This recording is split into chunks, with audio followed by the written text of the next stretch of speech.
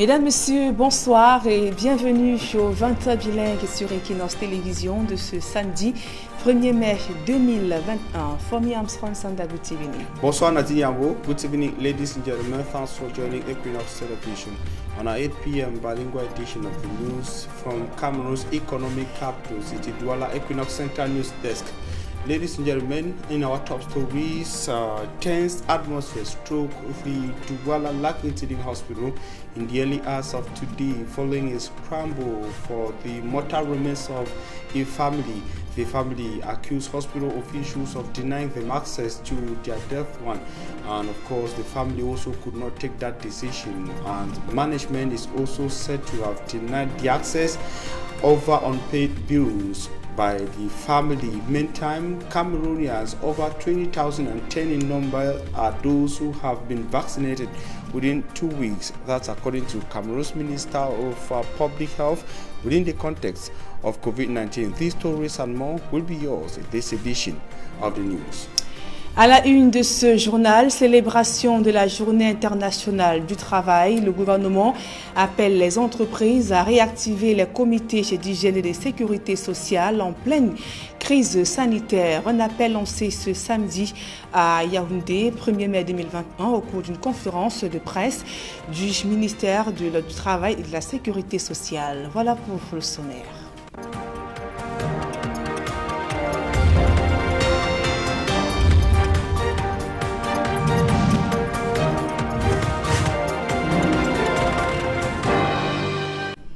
Mesdames, Messieurs, une fois encore, bonsoir et vous faites bien de rester sur Equinox Télévision. En ce jour de célébration des travailleurs, la question de la protection sanitaire préoccupe. Dans ce temps de résurgence de la pandémie de coronavirus, le gouvernement, qui joue sa partition depuis la survenue du premier cas au Cameroun, demande aux entreprises de réactiver les comités d'hygiène et de sécurité ou de créer au cas où il n'existerait pas. Le sujet était donc au cœur d'un atelier qui s'est tenu en visioconférence à l'initiative du ministère du Travail et de la Sécurité sociale. Et sur l'importance de ces comités d'hygiène et de la sécurité sociale dans le milieu du travail, écoutons à présent ces différentes réactions, celle du coordonnateur et l'Observatoire national du travail et le ministre du Travail et de la Sécurité sociale. Des 334 entreprises enquêtées qui sont assujetties, 72,19% ont un CHS. Ça veut dire que c'est un taux représentatif de toutes les entreprises, même celles qui n'ont pas été enquêtées. Cependant, on a noté que sur les 72,19%, seuls 41% étaient fonctionnels. 67% avaient des compositions pas conformes.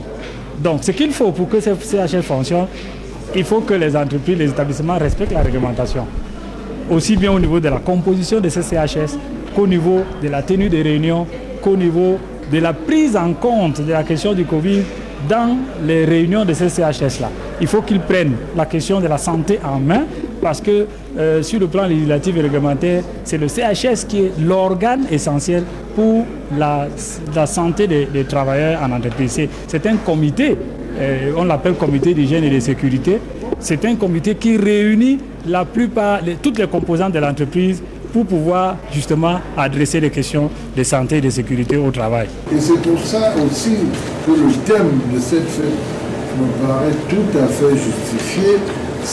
Nous voulons que les comités d'hygiène et de sécurité soient de véritables moteurs pour entraîner cela, que les systèmes de soins au sein des entreprises, à travers les dispensaires, à travers les hôpitaux, pour les entreprises comme les hôpitaux, soient des véritables moteurs. Dans le chapitre santé de ce journal, plus de 20 000 personnes ont déjà été vaccinées contre la pandémie de coronavirus au Cameroun, plus de 2 semaines après le lancement officiel de la campagne de vaccination. C'est ce qu'indique le ministre de la Santé publique sur son compte Twitter. Manaouda Malachi estime que c'est une progression satisfaisante et encourage les populations à solliciter le vaccin comme arme efficace pour se mettre à l'abri du virus. Tout autre chose à présent, la Sonatrel se lance dans l'abattage des arbres qui jonchent le corridor du transport électrique au Cameroun. Ces arbres sont à l'origine de sérieuses perturbations observées ces derniers jours dans la fourniture de l'énergie électrique au Cameroun. Malgré les réticences des populations, la Sonatrel entend bien aller jusqu'au bout de sa mission. Le point dans ce reportage de Marcelin Gansop. Petite séquence d'abattage d'arbres hors corridor. La tâche est à la fois risquée et dangereuse, notamment pour ce qui est des abattages dirigés. La complexité vient de que tout arbre hors corridor, c'est les arbres qui sont susceptibles de toucher le conteneur actif lors de la chute. Et pour ça, on est obligé de faire ce qu'on appelle l'aubanage. Donc il faut traquer les arbres pour changer la direction de l'arbre. L'objectif est de sécuriser les lignes de transport de l'électricité. Ces derniers temps, la nature n'a pas été du tout tendre avec les installations. Résultat des courses, des délestages répétés ont plongé les populations dans le monde des ténèbres. Sur le terrain depuis longtemps, la Sonatrel accélère les travaux d'entretien des corridors de ligne, tout en intensifiant ceux relatifs à l'abattage des arbres. Vous avez vu que la ligne 225 Mangombe, Oyomabang, Songloulou et toutes les autres lignes 225 kV sont entretenues au bulldozer. Mais en revanche, en dehors de l'emprise légale du corridor de ligne, vous avez des arbres. Ils ont été recensés par nos lignards. Et le but de l'opération qui a commencé depuis longtemps, c'est d'extraire, d'abattre tous ces arbres qui sont susceptibles, n'est-ce pas, dans leur chute, d'abîmer soit nos conducteurs, soit nos pylônes, ou les deux à la fois. Et c'est ça qui crée souvent, n'est-ce pas, à certains moments, des coupures d'énergie électrique. Tout ne se passe pas sans quelques résistances que les autorités administratives s'attellent à tempérer. Il y a aussi des gens qui s'opposent. Vous allez voir, il y a des arbres fruitiers, tout ça. Il y a des gens souvent qui s'opposent et on travaille avec les autorités administratives afin d'apporter les réponses justes. L'occasion faisant le larron, le directeur général de la Sonatrel en a profité pour faire la lumière sur ce qui relève de sa compétence. Parce que le transport ne veut pas dire prendre l'énergie de la source de production jusque dans les ménages. Non, la Sonatrel s'occupe exclusivement de la haute tension. Et c'est-à-dire des plages de tension allant de 30 000 volts, 30 000 volts exclus, jusqu'à 225 000 volts aujourd'hui au Cameroun. Ça, c'est la haute tension. Maintenant, à partir de 30 000 volts en descendant, c'est le réseau de distribution. Voilà qui établit la chaîne de responsabilité de chaque acteur dans les malheurs vécus ces derniers temps du fait d'interminables coupures d'électricité. Certes, il y a un léger mieux depuis quelques temps, mais on est encore bien loin du compte. À présent, faisons un tour dans les espaces marchands et dans la capitale économique Douala. Les membres du comité de gestion du marché Mbopi s'engagent à mieux sécuriser les personnes ainsi que leurs biens. Il faut également préciser que face à l'insalubrité observée, une séance d'investissement humain vient de se tenir. Le point dans ce reportage de Théophile Tchunke et Flavien Valondongo. Ici, le marché Mbopi à Douala. L'espace marchand, qui ne cesse d'attirer grand monde au quotidien, malgré la saleté qui l'inonde, bénéficie enfin d'une équipe chargée de le rendre propre. Nous avions commencé aujourd'hui par le balayage du bloc 6. L'un des grands blocs est tellement sale. Qui veut vivre dans la propriété a droit de faire un petit sacrifice. Le travail manuel effectué ici permettra aux commerçants de respirer l'air de la propriété. Mais reste que l'insécurité demeure un phénomène qui traumatise les occupants de l'un des plus grands marchés de la sous-région. Pour la sécurité qui fait partie du gardiennage, pour que chacun dorme chez lui en paix tout en sachant que non, ses biens sont en sécurité au marché. On a décidé que chaque commerçant doit contribuer 2 000 francs chaque fin du mois. L'équipe qui bénéficie de l'onction du maire de la ville de Douala entend veiller sur la sécurité des personnes et des biens, également assurer la propreté au marché Mbopi. Vous voyez les camions garés par-ci par-là, qui obstruent même, qui empêchent que la propriété y soit, mais nous allons nous atteler. Des activités qui se déroulent au marché Mbopi depuis quelques temps émanent du comité de gestion du marché Mbopi, installé le 22 décembre 2020. Situation quasi similaire au marché A de Tchang dans la région de l'Ouest Cameroun. L'espace marchand croupit sous le poids de l'âge. La bâtisse, vieille de plus de 100 ans, cède progressivement sous l'effet des intempéries. La mairie de Tchang envisage de redorer le blason de ce patrimoine, symbole du département de la Menoire. Le reportage de Leclerc Sakem. Le marché A de la ville de Tchang, comme beaucoup d'autres espaces marchands au Cameroun, fait face à une pléthore de problèmes dont le besoin en eau potable, l'insécurité, la vétusté des constructions en plus de l'insécurité persistante. Ce matin, on m'a appelé pour dire qu'on a cassé la route. Je viens voir comment on a cassé. Il y avait le matériel que j'ai commencé à appeler les arrache-cours. On va casser avec. On est parti avec. Donc 12 ans qu'on a cassé.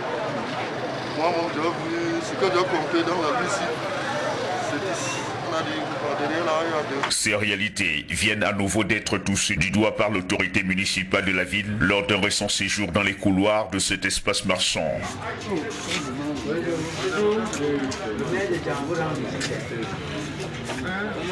Ce marché est l'un des plus vieux de la ville. Sa façade principale, constituée des toits coniques, symbole de la culture de la Ménois construite en 1916, est aujourd'hui vieillissante, croupissant sous le poids de l'âge. Pour la réhabilitation de cet édifice, la commune de Tchang devra mettre en jeu une cagnotte de 7 millions de francs CFA. La conservation de l'originalité de ce patrimoine est le principal défi à relever. Nous avons fait avec les partenaires que sont les commerçants depuis bientôt 3 mois. Ont porté non pas ce que les gens avaient cru devoir percevoir, un relèvement éventuel des prix, mais plutôt sur tout ce qui a été mis en œuvre pour la rénovation de ce marché. C'était d'abord ça l'essentiel. Et nous avons commencé par les commodités. C'est le point d'eau. Quand nous échangeons à l'époque, on leur disait, on a pris hâte de la question d'insécurité. C'est dans ce sens qu'un travail profond a été fait pour la rénovation des couvertures, pour l'aménagement de l'espace marchand proprement dit, parce qu'on a très bien vu que les enduits se dégradaient, que les sols se dégradaient, et on a donc pensé que en concevant les clôtures comme cela est déjà fait, en rénovant l'espace proprement dit, on apportait là quelque chose de nouveau et on mettait les commerçants, si on peut dire ainsi, à l'aise. Il ne faut jamais oublier que ce marché est plein d'histoires, que ces cases coniques-là ont beaucoup de significations et on ne peut jamais imaginer qu'on est en train d'enlever cette toiture mythique pour mettre des tôles simplement ordinaires. Donc la rénovation a pour objectif d'adapter cette construction au temps et de donner une nouvelle visibilité à ce marché qui est un des éléments. La mise en œuvre de ce projet sera une valeur ajoutée pour le tourisme dans cette partie de la région du soleil couchant. Et au moment où la société civile envisage de prendre activement part dans le débat sur l'orientation budgétaire pour l'année 2022 au Cameroun, celle-ci se prépare déjà à travers une concertation qu'elle vient d'organiser via une plateforme nationale avec des parlementaires ainsi que les hommes et femmes de médias. La société civile indique qu'elle a en ligne de mire la lutte contre la pauvreté et la qualité des investissements réalisés au Cameroun. Le reportage de Joël Essengue et Guizogo. Alors que la société civile va participer pour la première fois au débat d'orientation budgétaire, celle-ci fait le pari d'échanger en amont avec les acteurs concernés par cette question, dont ses membres, les parlementaires et la presse. C'est à travers la formule dénommée « Dîner citoyen » que la plateforme nationale des organisations de la société civile du Cameroun, Planoscam, a choisi de mettre en branle cette action à Kribi. Ce sont des causeries au cours desquelles la société civile regroupée par thématique et par secteur réfléchir sur la gouvernance de notre pays et notamment sur la formulation des politiques publiques, y compris les politiques financières. Singulièrement sur le débat relatif au budget, la plateforme nationale de la société civile du Cameroun relève un premier centre d'intérêt sur la lutte contre les inégalités et les vulnérabilités. la société civile va participer à ce débat pour la première fois. Nous voulons que la lutte contre la pauvreté, contre les inégalités et contre les vulnérabilités soit effective. Une autre préoccupation porte sur la bonne répartition des investissements à travers le territoire national. Nous allons également regarder si, en matière d'investissement public, si les investissements sont bien répartis à travers les secteurs et à travers les régions. Parce qu'il ne faut pas qu'il y ait un déséquilibre pour que le budget soit un lieu de privilège pour certains, alors qu'il exclut d'autres communautés ou d'autres territoires. Cette implication de la société civile est justifiée par les parlementaires qui convoquent les lois sur le régime financier de l'État du Cameroun, le Code de bonne gouvernance et de transparence et le Code général des collectivités territoriales décentralisées. Ces trois lois très importantes font obligation au gouvernement de prendre spécialement en compte le rôle du Parlement et de la société civile et des populations en général dans le fonctionnement de l'État et en particulier dans la gestion des finances publiques. Y compris les autorités administratives regardent d'un œil bienveillant cette initiative. Nous voulons ici saluer cette initiative, nous réjouir de l'évolution du débat citoyen dans notre pays qui implique les acteurs non étatiques comme la société civile. Reste maintenant à scruter l'impact que la société civile aura effectivement sur le budget 2022 du Cameroun. À présent, l'escale internationale de ce journal et évoquant cette bousculade meurtrière enregistrée en Israël. Le dernier bilan fait état d'au moins 45 morts. L'incident est survenu lors d'une fête religieuse dans le nord du pays. Un jour de deuil national a été décrété par les autorités. Le reportage de Gladys Sidi. Il s'agit de l'une des plus graves catastrophes de l'histoire d'Israël, selon le Premier ministre Benjamin Netanyahou. 44 personnes sont mortes selon un bilan provisoire. Les autorités font état de 150 personnes grièvement blessées, dont 18 dans un état préoccupant.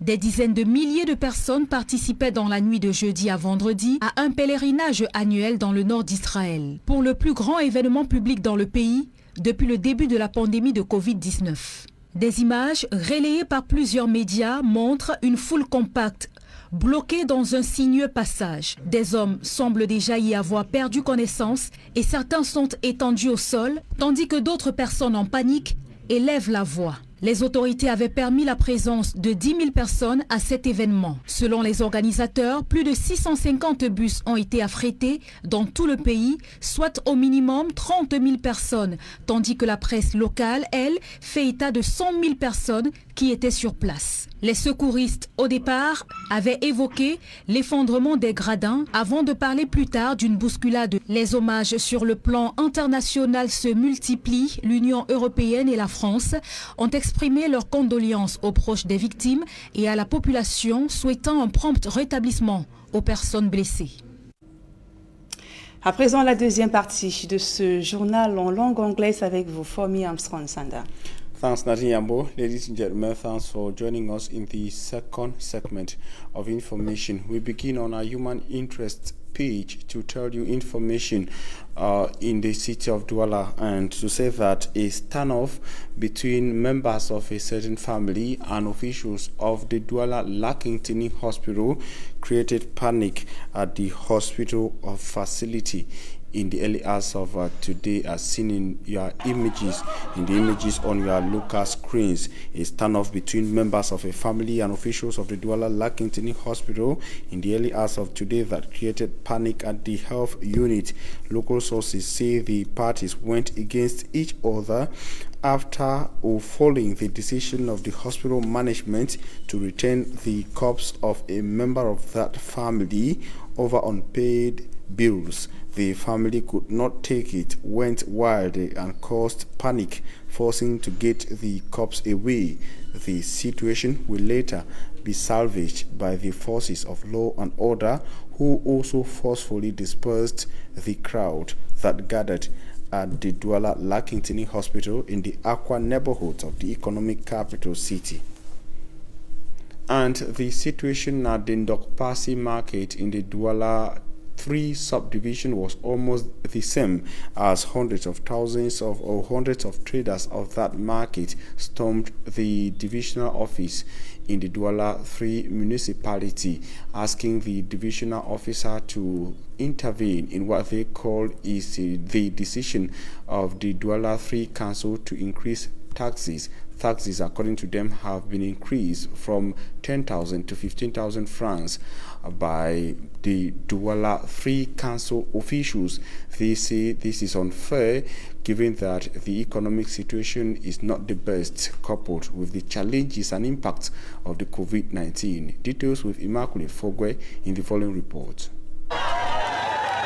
The Douala 3 divisional office invaded by angry traders of the Dogbasi 3 market. The traders are decrying abuses meted on them by the authorities. Their discontent comes few days after a note was sent to them by the Douala 3 council announcing that they will have to pay the sum of 10 to 15,000 francs as tax, a pill which many of them are unable to swallow. It's very funny because we have stores in the market and we pay our rentage, and at the end of the month they still ask us to give another extra 10,000 every month, which is very, very funny and which is very, very impossible. Why? Because there are some stores here in the market that at the end of the month they are able to sell even the 10,000. What we want is that they should annulate, they should stop it.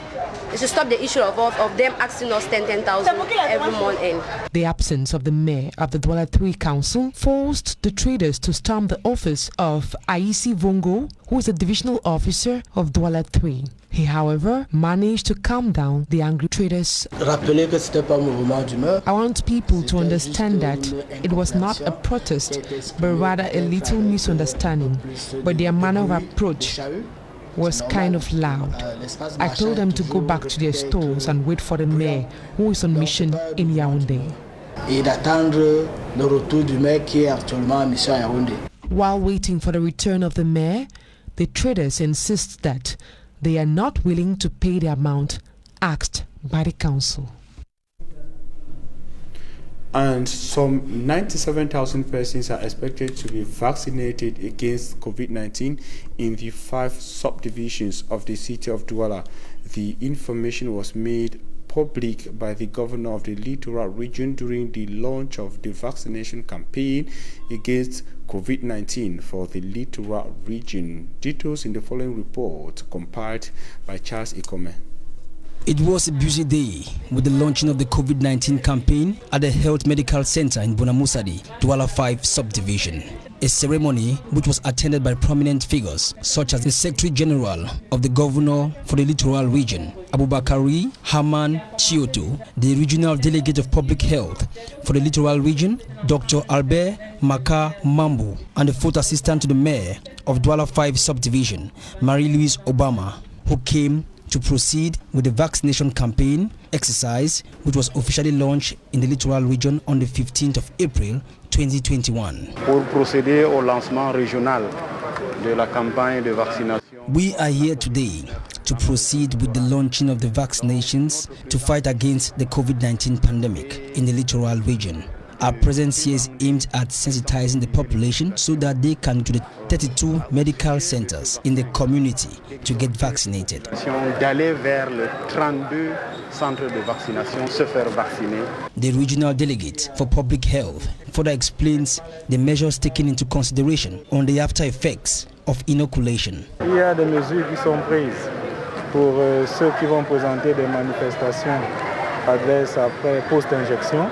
There are measures which will be taken into consideration for people who present after effect symptoms through inoculation. Besides the COVID-19 pandemic, this has always been an old subject within the context of vaccinations, because most vaccines inoculated through injection sometimes present symptoms. There is already a system put in place in medical facilities to handle such issues. On sait exactement quelles manifestations sont attendues et quels sont les protocoles qu'il faut pour chacune de ces manifestations.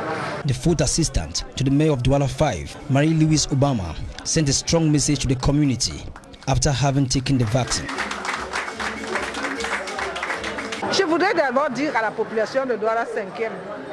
I want to tell the population of Douala 5 that I preach by example. Let the population not say that the mayor didn't take the vaccine. I took the Chinese vaccine because I think it is one of the best in the world. Vacciné. Je n'ai pas pris ailleurs, j'ai pris le vaccin chinois. Il semble actuellement c'est le meilleur dans le monde. It should be noted that 2 different vaccines are available in all the medical facilities, which are the Sinopharm and the AstraZeneca vaccine.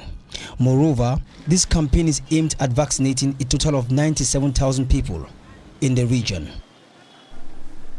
And still on COVID-19, Cameroon's Minister of Public Health, Dr. Manahuda Malashi, says some 20,010 persons have been vaccinated against COVID-19 in Cameroon within the 2 weeks of the vaccination campaign. Revealing the statistics on his official Twitter page, the minister said the numbers are satisfactory, but the government's wish is to see more Cameroonians going to get vaccinated against COVID-19, says Manahuda Malashi on Twitter. And several startups in Cameroon continue to declare what they see is the inability of the government to support their initiatives and prospects. One of such is the Green Family Corporation, which is said to be specialized in the transformation of organic waste. Charles Ekome once again in the following report.